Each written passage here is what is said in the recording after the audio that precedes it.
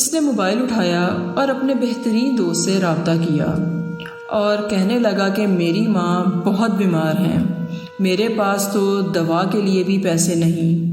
مگر دوست نے اس کی بات پوری ہونے سے پہلے جواب دیا کہ تم مجھ سے عصر کے بعد رابطہ کرنا، اور پھر کال کاٹ دی۔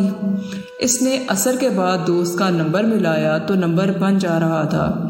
وہ بہت بے چین ہو گیا اور ماں کی دوا کے حصول کے لیے کئی ناکام کوششیں کرنے کے بعد جھکے ہوئے سر اور دکھے ہوئے دل کے ساتھ گھر واپس گیا۔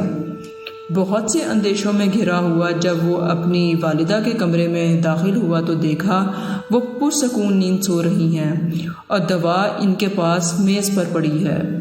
اس نے اپنی بہن سے پوچھا کہ امی کی دوا کون لایا ہے؟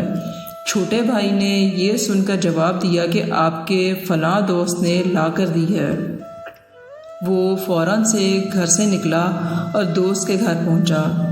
اس کا نم آنکھوں سے شکریہ ادا کیا اور کہنے لگا میں نے عصر کے بعد آپ سے رابطہ کیا تھا مگر آپ کا نمبر بند تھا۔ دوست نے اس کے کندھے پر ہاتھ رکھتے ہوئے کہا کہ میں نے موبائل سیل کر دیا ہے اور ان پیسوں سے آپ کی والدہ کی دوا خریدی۔ کیا آپ جانتے ہیں کہ دوستی قربانی کا نام ہے؟